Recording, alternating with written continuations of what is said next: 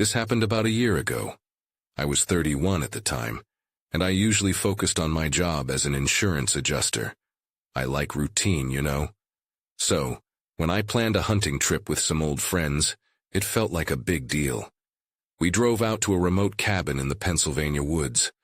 The place was old and worn down, with peeling paint and creaky floorboards, but it felt good to be away from everything, just me and my friends. That first night was quiet. We decided to do some night hunting. I gathered my gear and headed out with the others. The air was still, and I felt a mix of excitement and nerves. As we settled into our spots, I heard rustling nearby. At first, I thought it was just deer or some other animal, but the sounds felt too close, almost intentional. I brushed it off, telling myself it was nothing. The next day, things turned strange. I noticed weird marks on some trees like deep scratches. I joked about it at first, but then one of my friends insisted he saw a shadow darting between the trees. I wanted to believe him, but doubts crept in. I figured it was just panic playing tricks on us. On our last night, everything changed. We were sitting around the campfire, sharing stories. An uneasy feeling hung in the air. Suddenly, the fire flickered and went out. We were left in darkness, and I couldn't see my hands in front of my face. Then I heard laughter. It was far off, but loud enough that it sent chills down my spine. We exchanged nervous glances, but when I looked around, I couldn't see anyone. My heart raced. We stood up, searching for the sound. The thick darkness made everything feel eerie. I tried calling out, hoping it was someone else in the area. But my voice faded into the night, and nobody answered. I thought about heading back to the cabin, but I didn't want to leave my friends behind. Anxiety twisted my stomach. There were no lights, no signs of life, just that laughter echoing. It was unsettling. My instincts screamed at me to run. Was it real? Maybe it was just the wind playing tricks. Then I heard a twig snap behind me. I turned, and for a split second, I thought I saw someone standing behind a tree. I blinked, and they were gone. That feeling lingered after our trip. We kept asking each other if we'd felt it too. I still remember the laughter and shadows. I wonder if we were losing it, or if something really was out there with us. I just can't shake those nights in the woods. What was that shadow? Who was laughing?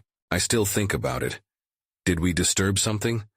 All I know is I can't look at those woods the same way anymore. Sometimes I find myself searching for signs of those shadows around my home. I want to believe it was nothing, but deep down, I think I'm lying to myself. The days turned into weeks after that trip, and I tried my best to put it behind me. Work kept me busy, but every so often those memories crept back in. I glanced at my phone one afternoon and saw that one of my friends, Jason, had texted the group chat. He wanted to meet up for drinks. I hesitated, but I could use the distraction, so I agreed. When I arrived at the bar, the atmosphere felt lighter than the weight in my chest.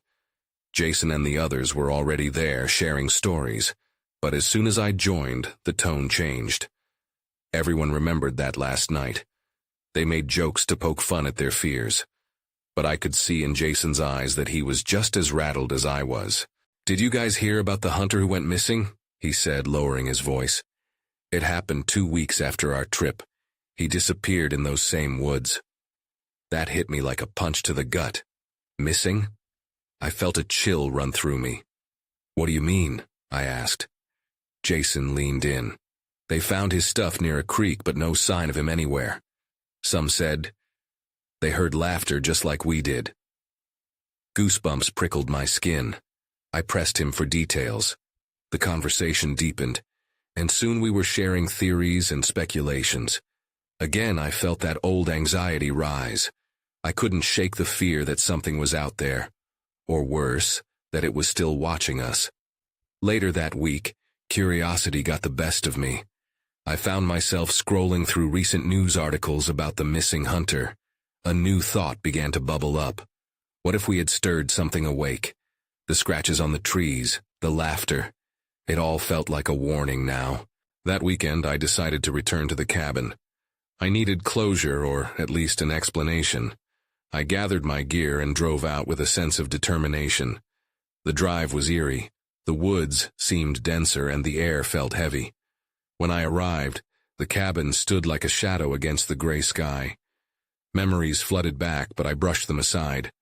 I wasn't alone this time. I had my phone and a flashlight. I'd be okay. I ventured out to the spot where we had heard the laughter. As I moved deeper into the trees, I felt that familiar tension. The atmosphere shifted, and I could hear something just beyond the trees. I paused, straining to listen. Then all at once, I heard it. Laughter. This time it was closer and it felt wrong. It wasn't just echoing through the woods, it was circling me. I took a step back, my breath quickening. That's when I saw it. A flash of something moving, darting behind a tree. Fear gripped me. I felt like I was being watched. I called out, but my voice felt weak, drowned by the laughter. I turned to run, but I tripped and fell. Scrambling to my feet, I glanced back and saw a figure in the shadows, just a silhouette watching me. Then everything went dark. I woke up on the forest floor, the air thick with silence. My heart raced as I pushed myself up. The laughter had stopped, but the quiet was unsettling. I scanned the area, the trees closing in around me like spectators at a grim event. The figure was gone, but the feeling of being watched lingered heavily. With a shaky breath, I turned on my flashlight. I swept the beam across the shadows, half expecting something to leap from the darkness. Nothing. Yet I felt drawn to the spot where I had seen the figure. Against my better judgment, I crept closer. The ground was uneven, and branches cracked beneath my feet. As I approached, I noticed something unusual, glinting on the ground. A small piece of metal caught the light from my flashlight. I bent down and picked it up. It was a keychain, shaped like a deer's head, one I recognized from our trip. Jason had one just like it. My stomach twisted. How did it get here? I hadn't seen Jason since we left. I suddenly felt a pressing urge to leave. Whatever was happening here, I didn't want to find out. I turned to head back to the cabin when a sound echoed in the distance. A cry that sent chills down my spine. It was human, but distorted, like someone was in pain.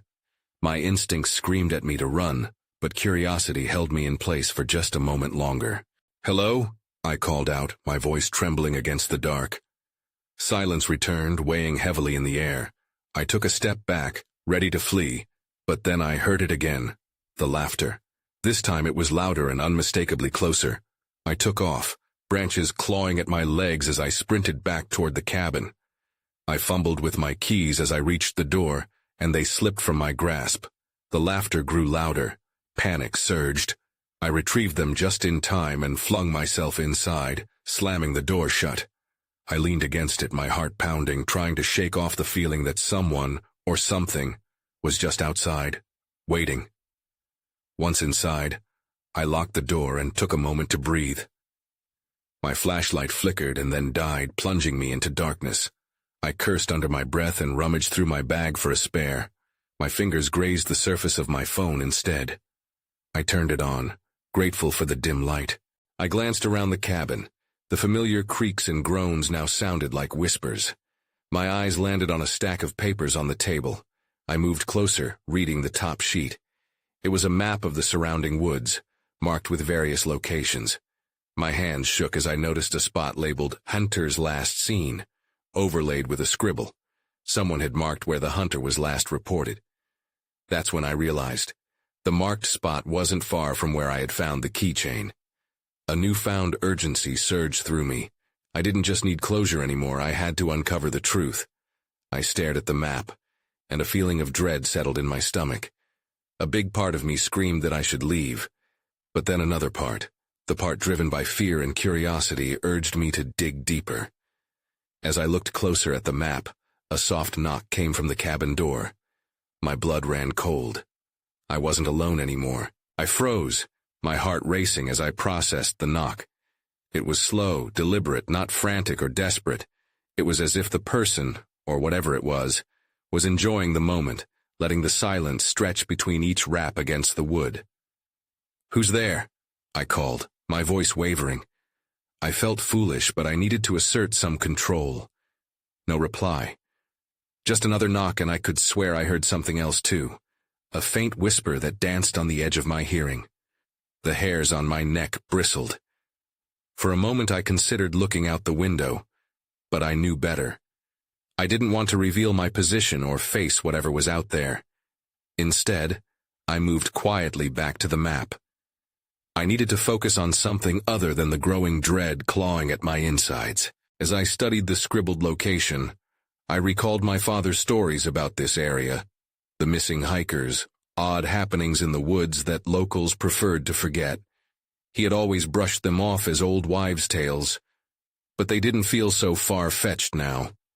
The knocking continued, punctuated by whispers. If I could hear them, surely they could hear me. My pulse quickened again when I saw an additional writing around the marked spot. It looked like a warning in scrawled letters. "Stay away." I felt the floorboards shift. My eyes darted up. The knocking had stopped, and all that filled the space was the sound of my heavy breathing. An instinct pulled my gaze to the door. Then came the unmistakable sound of a footstep on the porch. Firm, deliberate. I held my breath, waiting. The door rattled gently as if someone had just tested the handle. Fear coursed through my veins like ice. "Get a grip," I murmured to myself. It could just be an animal. But deep down I knew that didn't feel right. This was deliberate, timed even. With a glance toward the map, I saw a small marking I hadn't noticed before. A tiny circle not far from the last seen location labeled cave entrance. My mind raced. Why was that there? Was there something I needed to discover? The footsteps returned, but this time they were heavier, a quick succession. "Come on," I urged myself, feeling the weight of the situation settle in my gut. If there was a real threat outside, I needed a plan. I snatched my phone from the table and crouched low, moving closer to the wall. The noise from the porch escalated into frantic scratching. It felt as though something, or someone, was trying to claw their way inside. Ignoring my racing heart, I opened the map app on my phone, hoping to find some signal despite my earlier despair. But little dots blinked. I was getting a location. I couldn't tell who or what was outside, but the thought of getting trapped here overwhelmed me. Just as I considered my next move, the cabin door shook violently against its hinges, and I held my breath. The sound of splintering wood followed. In that split second I knew I had to decide. Stay and face what was coming, or run into the dark woods straight toward the marked cave. Then the door splintered and everything went dark. The world outside seeped into my vision. The storm was brewing again, this time raging through my mind and my heart. Whatever was out there was coming for me. I blinked as the door finally gave way. The dark wasn't just outside. It flooded into the cabin like an unwelcome guest. Cold air swallowed me whole, chilling my skin. I could hear nothing but the echo of splintering wood and the relentless pounding of rain against the porch. I crouched low, gripping my phone tightly. The screen flickered, catching the faintest glimmer of light before shutting down completely. My heart raced. I was effectively cut off from the outside world.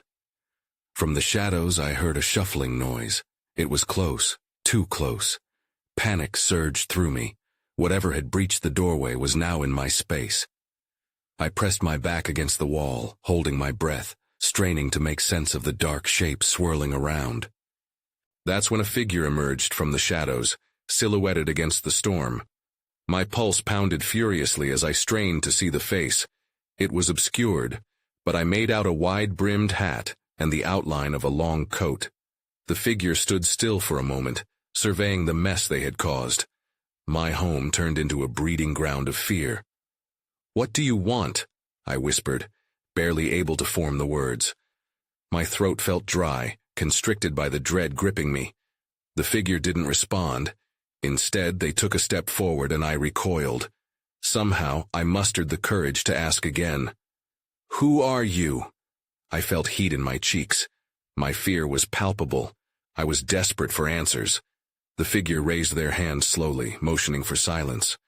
I squinted, trying to see through the shadows, but the more I stared, the more fragmented the image became. It felt like looking at an old photo, the edges fraying. Then they spoke. their voice a raspy whisper that seemed to weave through the air like smoke. "You shouldn't have come here." The words fell heavy, hanging in the damp air. A chill coursed through me as memories of my father's warnings echoed in my mind, stories I had dismissed. "What do you mean?" I felt small, cornered. Were they the ones involved in all those missing person cases?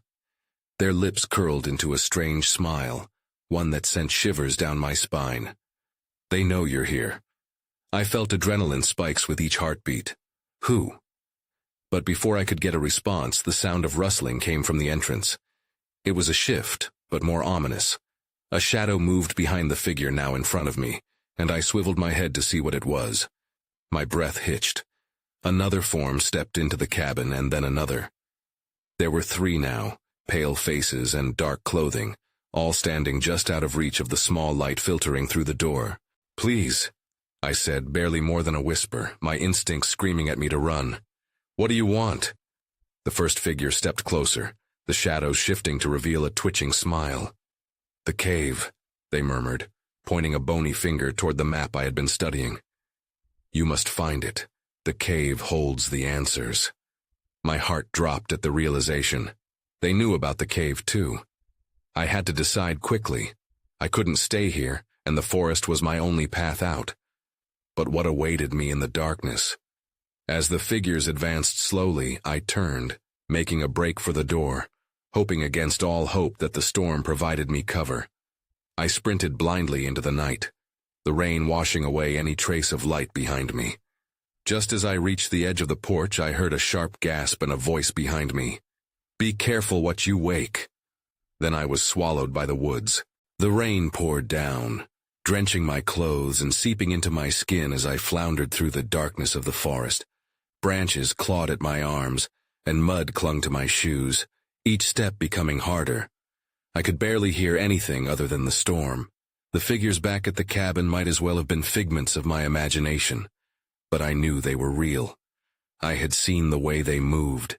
Their eyes, cold and unyielding, stayed with me, the memory almost a physical weight. I didn't know how far I'd run when a sudden flash of thunder illuminated the trees around me. The moaning wind carried whispers that sent chills down my spine. The cave. The cave. There it was again. The mention of the cave. I had come to this place in search of answers about my father, answers that were now interwoven with terrifying threats. I felt trapped between my burning curiosity and a gut-wrenching fear of what I might find. I stumbled through the underbrush, desperately trying to find some form of safety. The instinct to hide tugged at me. I darted behind a massive oak tree, hoping the rain would mask my presence. I pressed my back to the rough bark, trying to still my breathing. But the forest felt alive, and I didn't know if it was with danger or something else entirely. I strained to listen, my ears attuned to the sounds beyond the storm. That's when I heard it. The unmistakable sound of footsteps crunching nearby, slow and methodical. I held my breath and peeked around the tree trunk just in time to see a figure pass by. It looked similar to one of the three from the cabin, though it was cloaked in darkness. My heart stuttered. Were they pursuing me? I had to keep moving, but my legs felt like lead. Turning to leave my hiding spot, I caught a glimpse of something shiny on the ground. A pendant, glimmering faintly in the rain. I bent down to pick it up, and as soon as I grasped it, a jolt ran through me. It was an old-fashioned locket. My hands trembled as I opened it. Inside, a faded picture stared back at me, a younger version of my father alongside a woman I didn't recognize. My heart raced. Why was this here? Did it belong to one of the figures? I placed a hand over my mouth to suppress a gasp, realizing I might be stumbling into a deeper mystery than I intended. Movement shifted in my peripheral vision. I jerked my head up and froze. The figure had returned, standing at the edge of the tree line. Their expression remained obscured, but I felt those all-too-familiar shivers racing down my spine. I closed the locket and pressed it against my chest, desperate to keep it safe. "Are you lost?" they called, their voice cutting through the air like a knife. I couldn't tell if they were mocking me or if they genuinely wanted to help. Before I could think, I bolted in the opposite direction, heart pounding once more. The rain drummed louder around me, but I could hear their footsteps behind me closing in. Then I saw it. A cave mouth gaped open in the side of a hillside, tall enough to fit a person, dark enough to consume them whole. The promise of answers clawed at my thoughts, pulling me ever closer as a glimpse of hope outlined my path. I barely had time to consider the danger, but I knew I needed to make a choice fast. With one last glance back at the relentless darkness behind me, I ran toward the cave, surrendering to the unknown that awaited within. When I entered, the cold air clawed at my skin. But that was the least of my worries. Someone was already inside. I stumbled deeper into the cave, the damp air heavy with an earthy smell. The darkness swallowed me whole, only to be pierced by the faintest glimmer of light ahead. I squinted, trying to make out the shapes lurking in the gloom, but the shadows danced mockingly, avoiding my gaze. "Who's there?" I called out, my voice echoing off the walls. The response was silence, thick and oppressive. I took a step forward, heart pounding, and nearly tripped over a rock. My breath quickened, and I risked a glance back toward the cave entrance. Had the figure followed me in? The only sound was the drip of water from stalactites overhead, but anxiety bubbled beneath the surface. I couldn't shake the feeling of being watched. As I ventured further, the light grew brighter. I rounded a bend and stopped dead. In front of me was a small alcove, and in its center a fire smoldered, casting flickering shadows on the cave walls. Beside it stood a figure that made my stomach drop. It looked like the person from the forest, but they were different here, easier to see in the firelight. Their face was stark and pale, streaked with mud, revealing eyes that glimmered with an unsettling curiosity. "Welcome," they said, their voice calm, almost too calm. "I've been waiting for you." I took a step back, panic surging through me. "Waiting for me? Why?" "Because you're looking for answers," they replied, a strange smile creeping across their lips. "And I have some." Before I could think, I darted to the side, searching for a way out. As I moved, a creaking sound echoed behind me. I turned back just in time to see another figure emerge from the shadows, a second person, flanked by the walls of the cave. They looked similar to the first, but carried a different intensity in their gaze. "Don't run," the newcomer called. "Stay, we can help you." "No, I don't want your help," I shouted, desperation lacing my voice. My urge to flee pushed me toward the cave's mouth again, but the path felt distorted, like the cave was shifting around me. "Your father," the first figure began, and my heart stopped. Somehow they knew about him. "What do you know about my father?" I demanded, struggling to keep fear from overtaking me. The shadows closed in, my back against the cold stone of the cave. "He's part of this," the second figure said, stepping closer. "You must understand. You need to know the truth." "Truth?" I echoed. "What truth? Just tell me." They exchanged glances, and I caught a flash of something, fear or perhaps guilt. It was impossible to tell in the dim light. "That he was drawn here, like you." "There's more than what you think," the first said, their words steady, but frustration seeped through. "More than what?" I couldn't take the mounting anxiety. The locket in my pocket felt heavy, a reminder of a past I barely understood. Then, without warning, the cave trembled as if it resonated with my turmoil, sending a mist ahead swirling. "Listen," the second figure shouted. "The past is not what you think. The cave hides secrets, and you're in danger." Suddenly, a dense fog rolled through the cave, constricting my vision. The air crackled with tension. I felt trapped. Someone or something was coming. Then I heard it, a low growl emanating from the shadows. My breath caught, and for the first time, I didn't know if running would save me. "Quick, we have to move," the second figure urged, but I was frozen, lost in a tangle of uncertainty and instinct. Before I could respond, the dark shapes in the fog shifted, and I felt the promise of the unknown closing in. The growl grew louder, echoed by the unsettling shift of the fog. My instinct screamed at me to run, but my body wouldn't cooperate. The figures in front of me exchanged anxious looks as the shadows stretched and curled, taking on ominous shapes. "Please, you have to trust us," the first figure urged. their voice breaking through the mist. "We can help you get out of here." I glanced at the fire. It flickered weakly, drawing in shadows as if consuming the light. A dark form broke away from the edge of the mist, creeping closer. I could barely see, but I knew enough to sense its intent. "Go now!" I finally found my voice, backed against the rough stone wall as panic flooded my chest. I didn't wait for them to respond. I turned and ran, bolting deeper into the cave, desperate for any escape. Stumbling through the fog, I tried to remember the path I had taken, but it felt like the cave was changing around me. The walls loomed, as if they were closing in. I pressed forward blindly, focused only on the path ahead, ignoring the distant sounds of the figures following me. Suddenly I skidded to a halt. A narrow ledge stretched across the darkness, and below it, I could hear rushing water. I hesitated, the roar challenging my courage. As I looked back, I could barely make out the figures in the fog still gaining on me. The growl echoed, closer now, vibrating in my bones. Without thinking, I leapt. My feet found purchase on the other side, but I stumbled, losing my balance. I caught myself just in time and turned to see the fog swirling ominously behind me. The growling intensified, and from the depths of the mist emerged a blinding presence. A creature, shifting and menacing, taking form. "Stay close!" I shouted back towards the figures, but they were quickly consumed by the fog. I pushed forward, sprinting along the ledge, heart racing. I felt the chill wrap around me, fingertips of fear creeping in.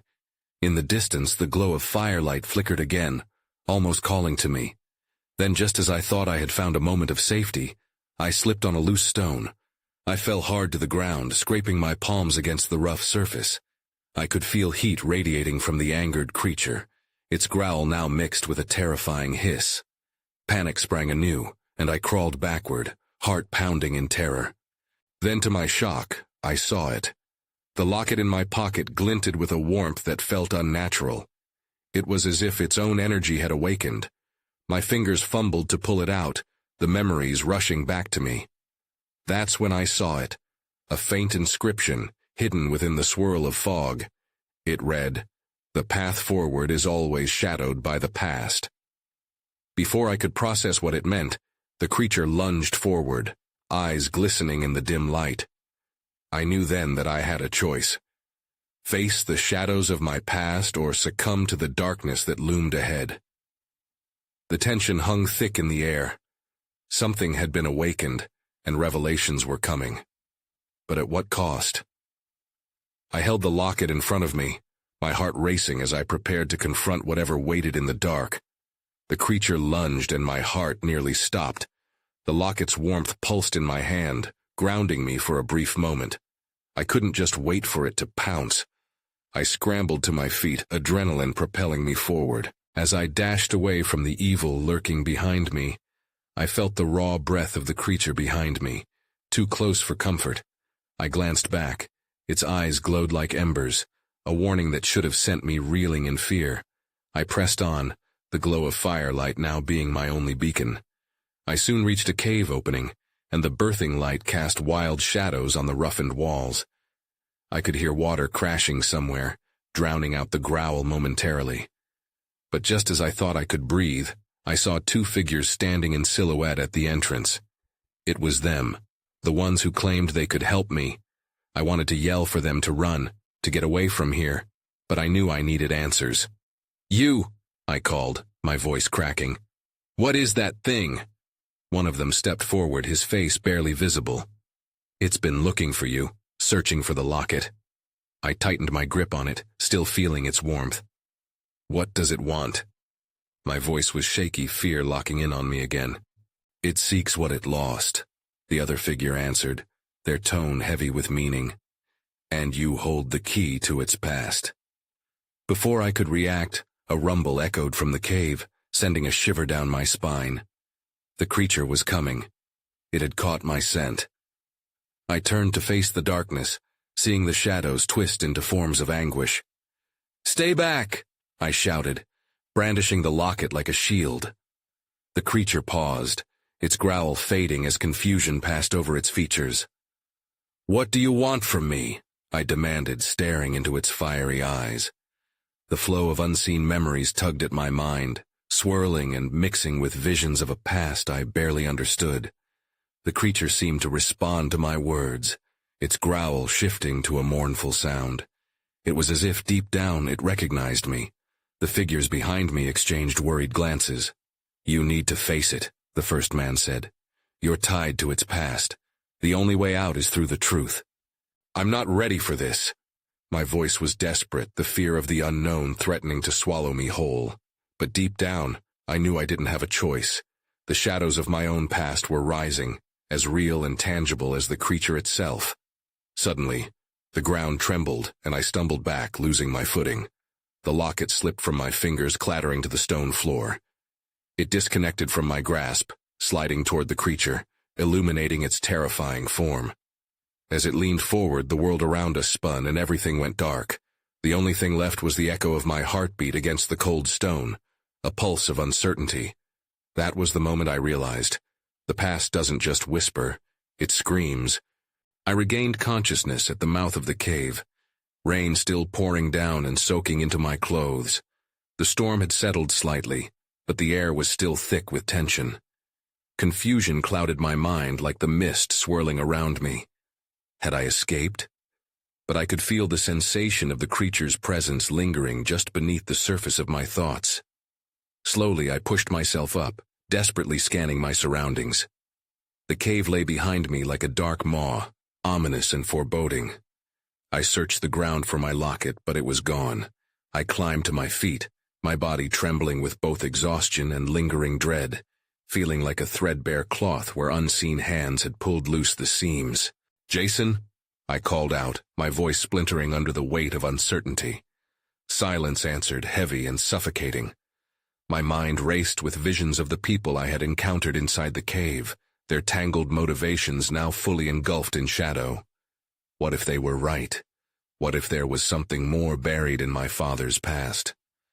I stepped cautiously away from the cave, glancing back over my shoulder, half expecting to see the dark figures return to reclaim their secrets.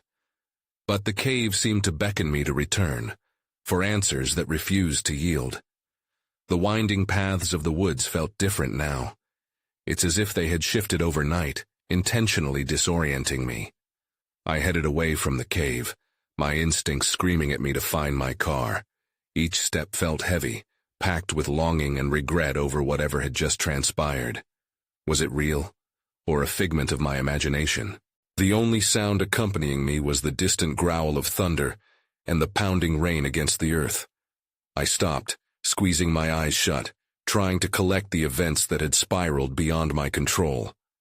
The laughter, the shadows, and the uncertainty weighed heavily on my heart. They hadn't followed me out, but that didn't mean I was safe. Suddenly, I felt a chilling breeze rush past me. I turned sharply, caught off guard as a shadow flickered 20 yards away, darting between the trees. My breath caught. There was no mistaking it. The darkness wasn't finished with me yet. I quickened my pace. As I stumbled through the foliage, flashes of lightning illuminated fragments of the woods around me. Each provided a glimpse of something that felt both familiar and foreign. These were the woods of my childhood, where I had shared stories of ghostly legends passed down from my father. But now those stories loomed larger than any bedtime tale. I reached the area where my car was parked, the rain now pouring in sheets. Relief washed over me, but the shadows still danced at the edges of my vision. I fumbled with my keys, my heart racing as I yanked open the door and climbed inside with a heavy thud. I slammed it shut and fumbled to start the engine, desperate to escape. Yet just as I was about to turn the key, I paused, half convulsed with uncertainty. I needed to know the truth about my father, the part of my upbringing I'd pushed aside, the stories I'd disregarded. Had it all circled back around to this moment? The mystery could no longer remain woven in shadows. The rain drummed heavily on the roof, urging me to make a decision. What was it that the figures in the cave wanted me to understand? I breathed in deeply, thinking of Jason, of my friends, and the hunter who had gone missing. A chill ran through me as I realized they could still be out there too, entangled in the threads of whatever haunted this place. And so, with uncertainty lingering thick in the air, I threw the car in reverse, Maybe I didn't have all the answers yet, and perhaps I never would. But I had to face the shadows, confront whatever was still lurking in those woods. The surface might rise again, and I wasn't ready to let it swallow me whole. Before I could think too long, I made my way back down the winding road toward the heart of the forest, leaving the safety of the world I had known far behind. As I ventured into the depths of the Pennsylvania woods once more, I couldn't shake the eerie feeling that I was being watched. Every rustle, every faint sound pulled at me, but I had made my choice. I needed the answers, and I was ready to face whatever lurked in the dark. There was no turning back now. I only hoped that in seeking the truth, I wouldn't disturb something that was better left buried.